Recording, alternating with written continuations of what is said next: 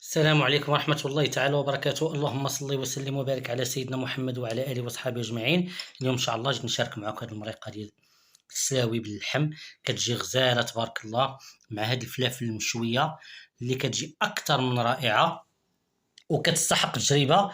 أنا صراحة ما كانش كيعجبني السلاوي، ولكن من دقتو عند واحد الناس عجبني بزاف وقلت علاش ما نشاركوش معكم. صراحة كيجي من أروع ما يكون. جربوه بهذه الطريقة إن شاء الله تعالى، وأكيد شاركت معاه هاد السلطة ديالنا والبسيطيرة ديال الحاجة كما المعتاد. ما كتبغيش بعد مرات ما تبغيش تاخذ ديال المرقة، أكيد مع خبيزات ديال الدار. هذا هو الطبق ديالنا. تبعوا الفيديو حتى الأخير باش تشوفوا الطريقة وتشوفوا المقادير السهلة والبسيطة، وما تنسونيش من اللايكات. الله يجازيكم بخير. واللي كيشوف الفيديو أول مرة يشترك في القناة، الله يجازيكم بخير، ويفعل الجرس باش العائلة تكبر. الله يكبر بكم جميعا. المقادير ديالنا ديال هاد المريقة التسلاوي: عندي واحد الكمية ديال اللحم تقريبا شي نص كيلو، كيبقى على حسب أفراد العائلة. عندي فلفلة مشوية شويتها وقطعتها على هاد الشكل طولي.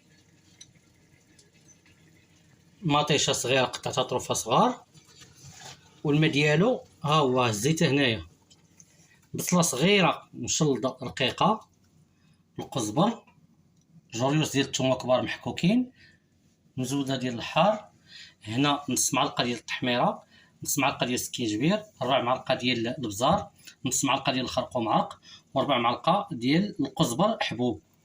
أكيد السلاوي حنا درنا غير وحدة، بركة الملحة وزيت الزيتون مع زيت النباتي مخلطين.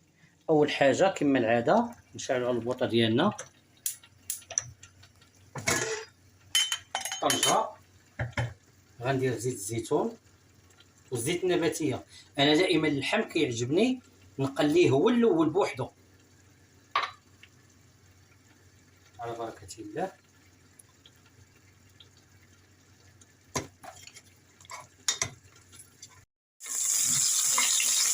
الحيمة تقلات تبارك الله ما شاء الله. دابا غندير البصلة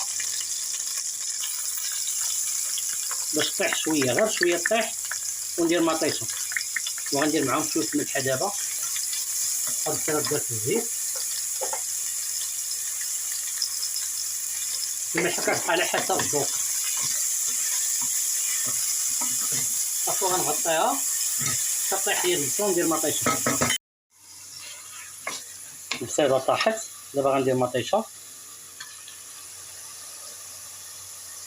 الطروفة يكونوا صغار، كنعتبر كنسجل بوحدي، المرشة تكون رقيقة. صافي نخليوها تقلى شوية عاد باش غندير العطرية ان شاء الله تعالى. غندير التويمة وغادي ندير شوية الماء غنروي باش يطيب ليا اللحم، غير شوية الماء ماشي بزاف، ونقص عليه بوطة مهيلة. ندير العطرية دابا كاملة وحدة،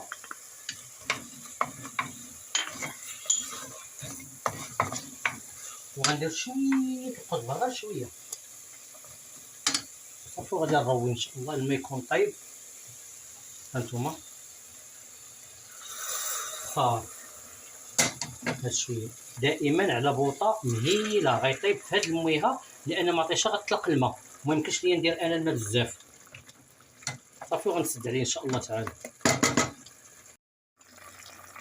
انا زدت واحد جوج خيط زواد درتهم على قبل بنتي هنا. الحيمات راه قراب يطابو على بوطه مهيله. السلاوي يلا نقيتو وغنديرو ان شاء الله تعالى. خليتو شويه كبير. دائما كنقول لكم على بوطه مهيله باش هو كيطلق الماء ديالو، ما تكونش ميهه بزاف المرقه، ما كتجيش زوينه. صافي هنا غندير داك الفلفله اللي شويت كلها غنديرها، كتعطي واحد اللذه رائعه. ومطيشه اللي حكيت نص مطيشه غندوزها كامله على السلاوي هنا، وغندير هاد المزيوده وشويه الملحه من الفوق وشويه البزار. هادو هما الاضافات اللي غادي نزيد، ودائما على بوطه مهيله. صافي وغادي نسد عليه ان شاء الله تعالى. ونخليها تكمل طيابها. هانتوما كما كتشوفوا البوطه مهيله، حقاش دائما الصاد هو اللي كيطيب الماكله، وباش ما تحرقش وباش ما يكونش الماء بزاف كطيب غير في الماء ديالها. نخليها واحد ثلث ساعه تقريبا اولا 25 دقيقه ونحل عليها ان شاء الله نشوفها كيفاش جات. صافي دازت نص ساعه تقريبا. هانتوما كما كتشوفوا تبارك الله المرقه اختارت. نزيد عليها واحد الخويق ديال زيت الزيتون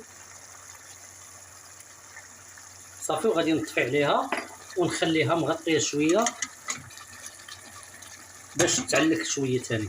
هانتوما كما كتشوفوا جات رائعه ما شاء الله ما شاء الله. ملي كتطفيو على البوطه كتخلي واحد 2 دقائق 3 دقائق بما تعلق شويه وما يجيكمش الزيت معزول على لاصوص. صافي هذا هو الطبق ديالنا. ما تنساوناش من اللايكات ومن التعليق، جزاكم الله خير. وجربوا بهذه الطريقه اللي شفتوا. اكيد كل واحد الطريقه ديالو، ولكن هذه الطريقه اللي وريتكم انا سهله وبسيطه وكتجي لذيذه بزاف. وحتى الناس اللي ما كيبغيوش السلاوي، شوف المرقه كي كتجي خاطره تبارك الله.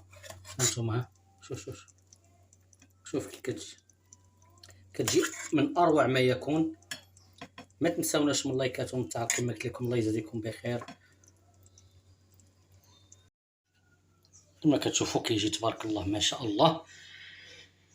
والله القسم بلا ما نحلف الا كتجي في اللذه تبارك الله ما شاء الله. شوف المرقه كي كتجي خاطره، سيرتو ملي كتكون البوطه مهيله ويكون داكشي خفيف، ما كديروش لاصوص بزاف الماء وهو كيطلق الماء ديالو.